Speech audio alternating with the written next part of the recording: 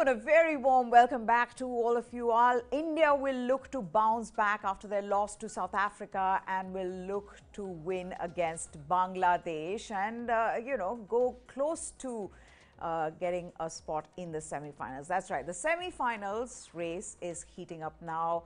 All teams are trying to get into the top four so that they can get through to the knockouts. And India will want to do the same today against Bangladesh. Remember the last time these two teams met in the 2016 World Cup, a lot happened. It was a dramatic match that India won by just 1 run. So we know what Bangla Tigers can do, but also that this Indian team is much better today, and Bangladesh have struggled in the tournament so far.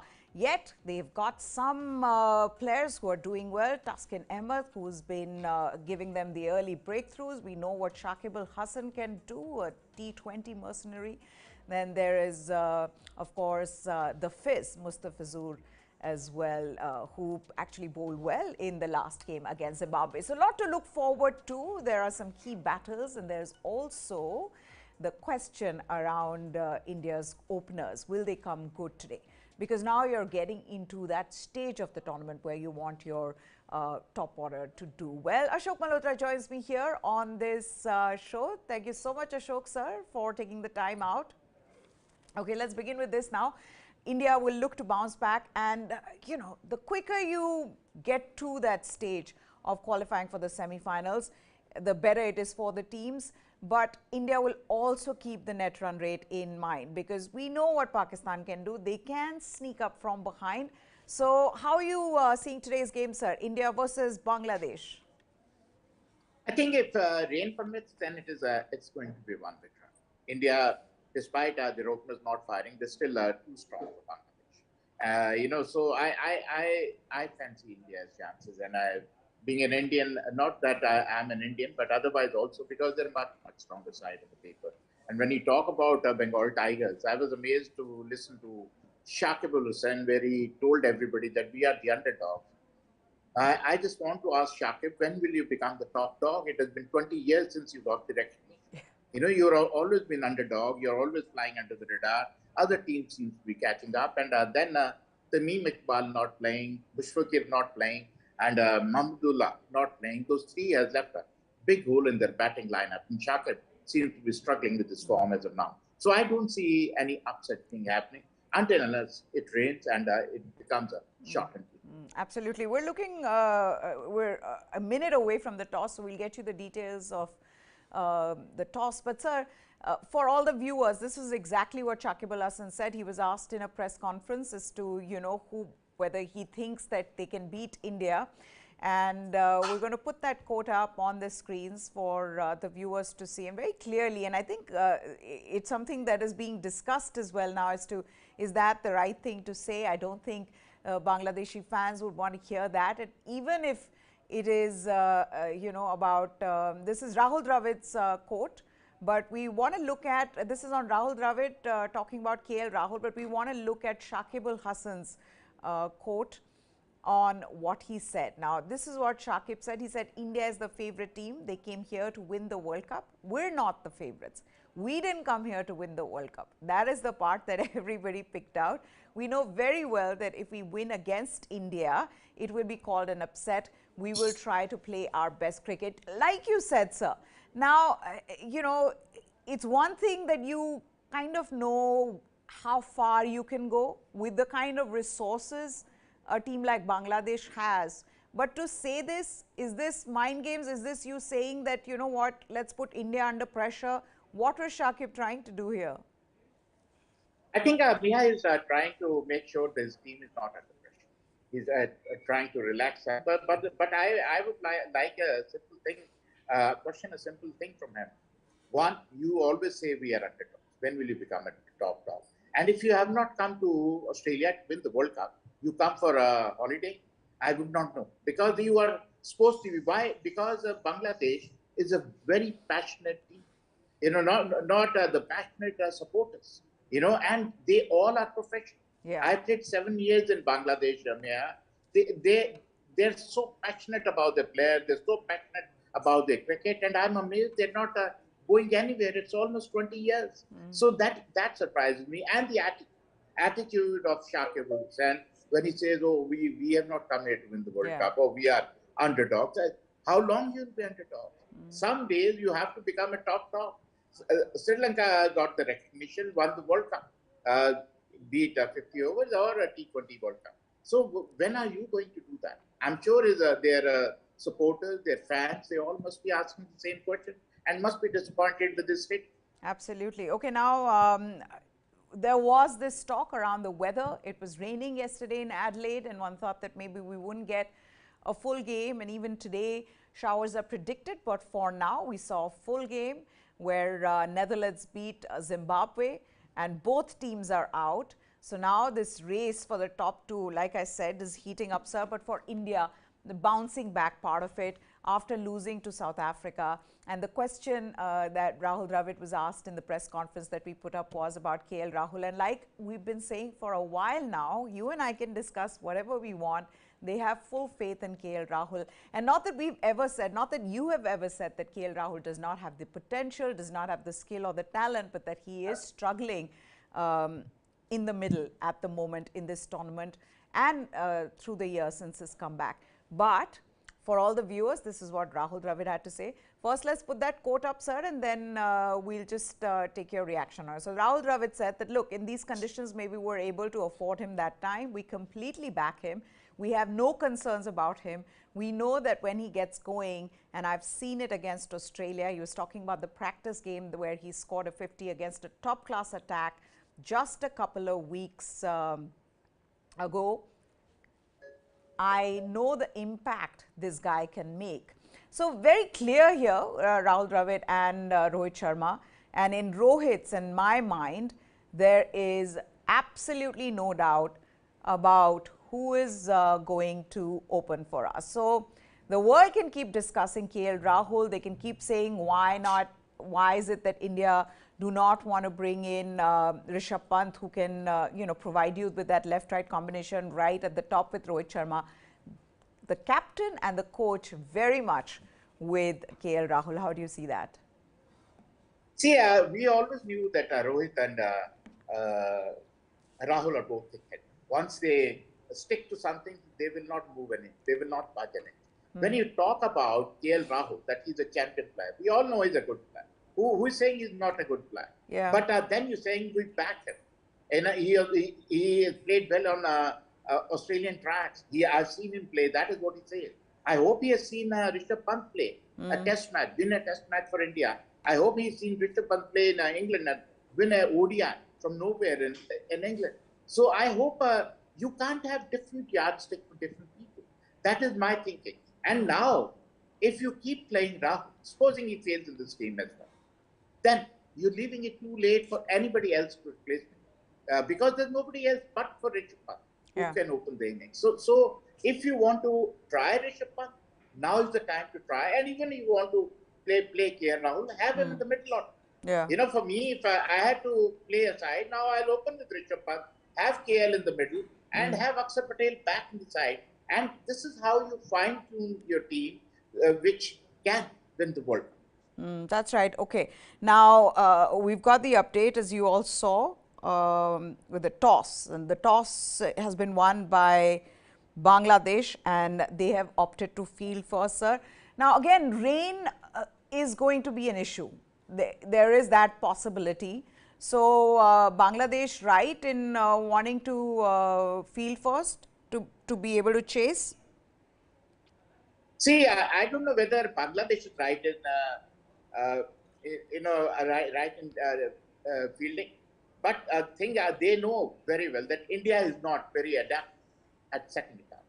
So that might be the theory behind their winning the toss, elected field. So, but Bangladesh has forgotten that they are also not very good in chasing. We remember that Bangalore game, which they snagged defeat from the jaws of victory. Yeah. So I think they keep harping about it. From then, they have not taken a step up. But anyway, let's see how it happens. But the fact is, it's a good toss to win. Medium pacers do get some kind of purchase out of it. But the only problem is the spinners will not be as effective. And Bangladesh, Afghanistan, Sri Lanka, those are three teams who rely more on spinners. That is why they have not been as effective in this tournament. That's right. So Rohit Sharma at the toss said we would have batted first. Runs on board would matter. We would look to bat well. All games are important in this format. And we didn't play well in the last game. Hopefully we can play some good cricket, good weather as well. So there is one change there in the batting lineup, and it's not KL Rahul out and Rishabh Pant in, sir. It is Akshar Patel who has come back in place of Deepak Hooda. So it's the same team except for Akshar Patel, who has come in place of Deepak Hooda. Dinesh Karthik, there was this whole, there was people wondering if Dinesh Karthik is fit after he hobbled off from the last match. He is fit, he is keeping the wickets. So that's just the one change that they've made. Your reaction to that, sir? See, I'm amazed. That I said before that they are very stubborn. They don't want to. Now Dinesh Karthik has a back spasm in the last. So now he is not 100%. So what you're trying to tell Rishabh Pant, even if Dinesh Karthik is on one leg, he'll still will be ahead of him. That is the most surprising part. A guy and it is not me or us talking, it is the entire world talking. Where is Rishabh Pant?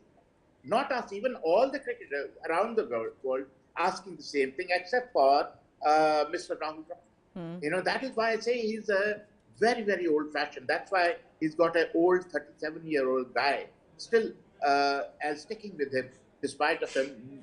He is a non-performing as of now for Team India so far. Batting at 7, he's got an opportunity to score runs against Pakistan, missed it.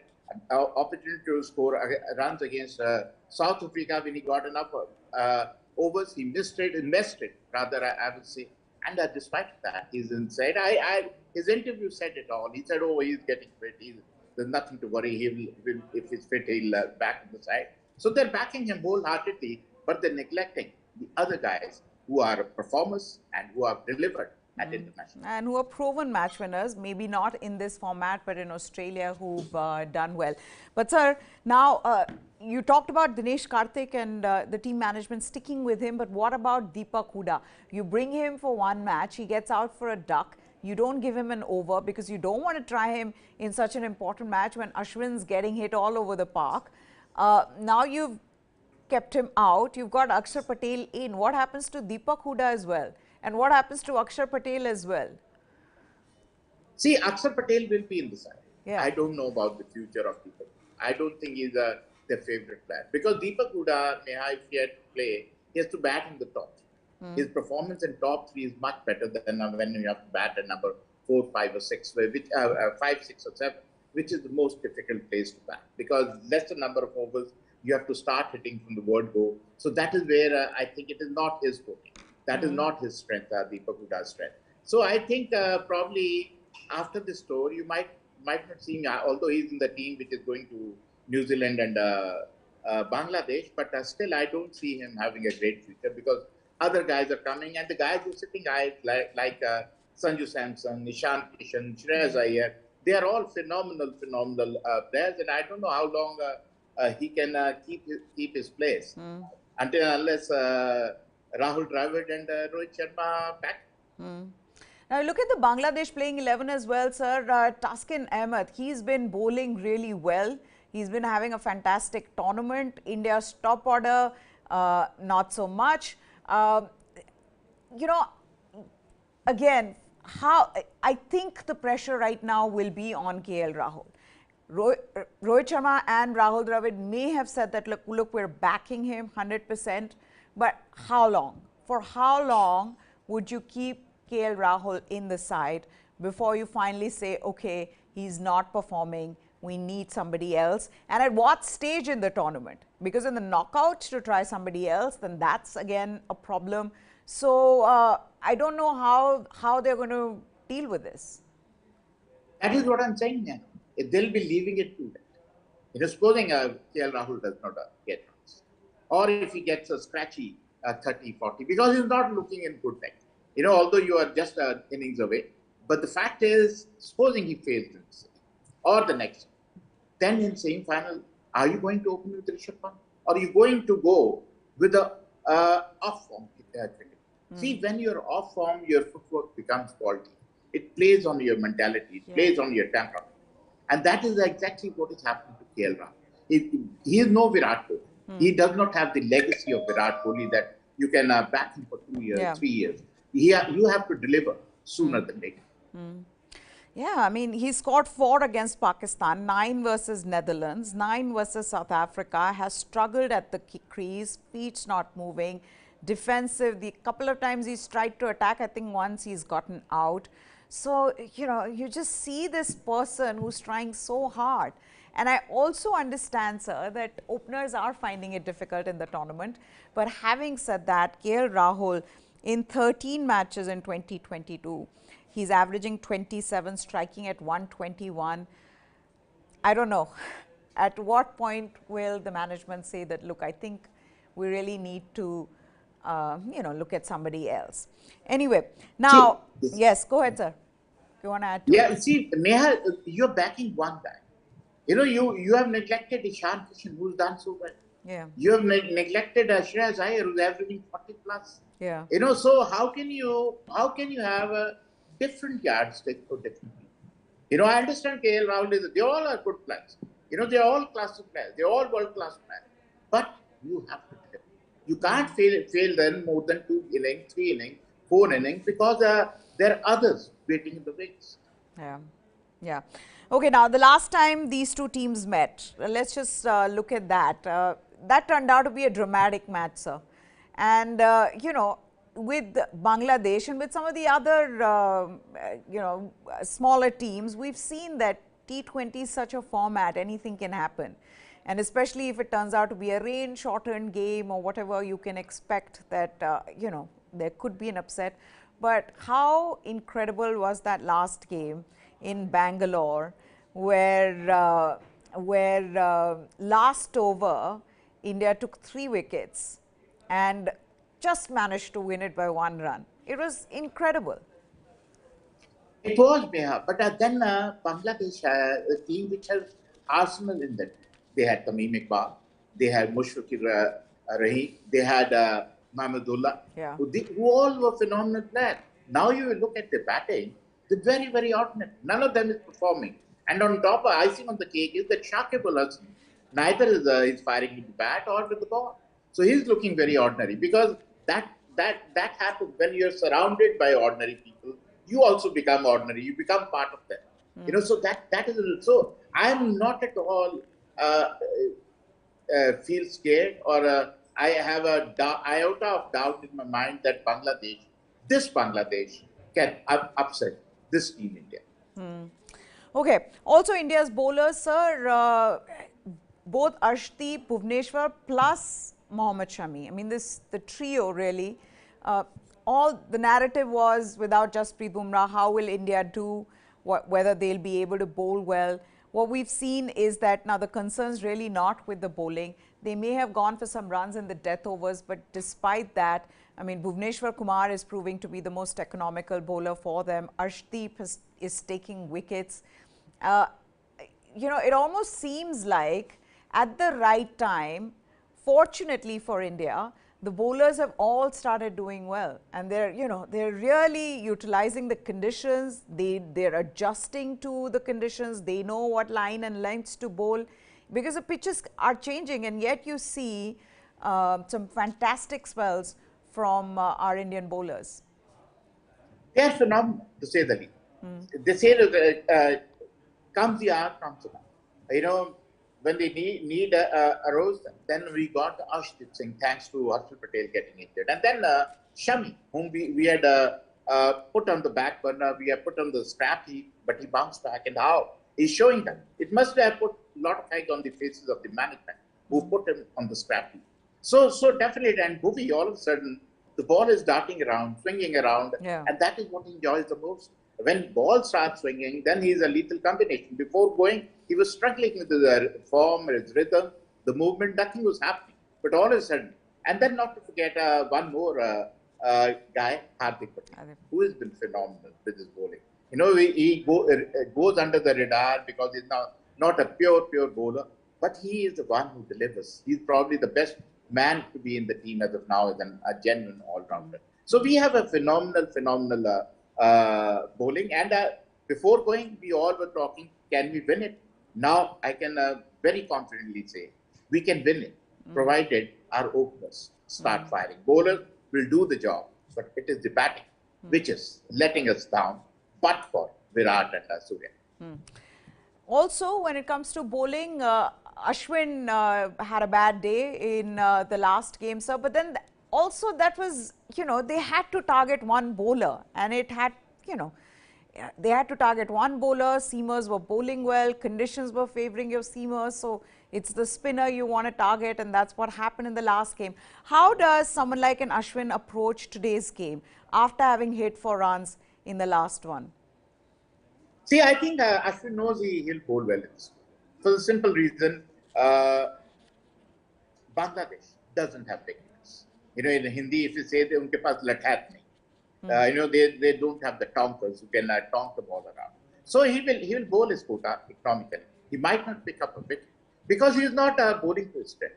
He's not trying to bowl off spinners. He's a great off. He's not a great nail cook.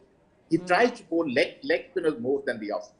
That has been his undoing, and he's trying to, in fact, bowl his quota of 4 overs and get out.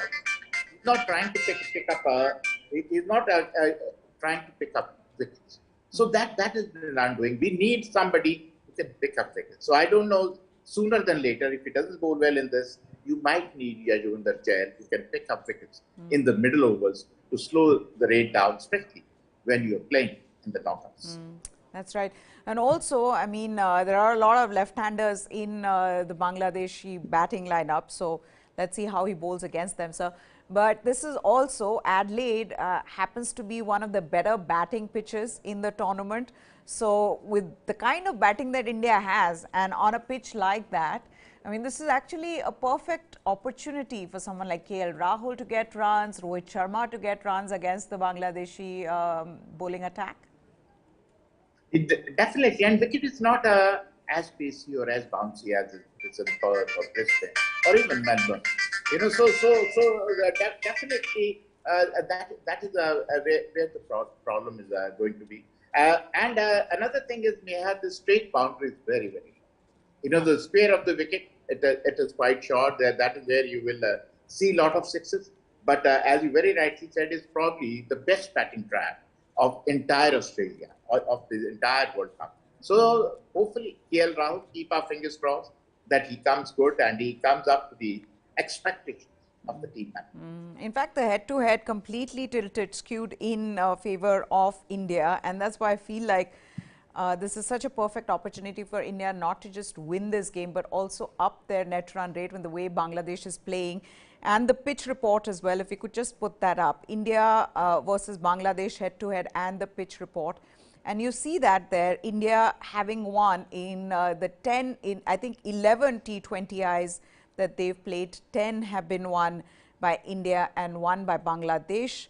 And like you said, sir, the pitch report also where, but the interesting part is that in BBL since 2019, batting first, teams have won the match 16 times, and batting second, they're 9 times. So it is a pitch where batting first will help, but let's also see how that turns out, sir. Quickly, if I could just ask you, what is the one thing that India should be wary of when it comes to Bangladeshi bowling?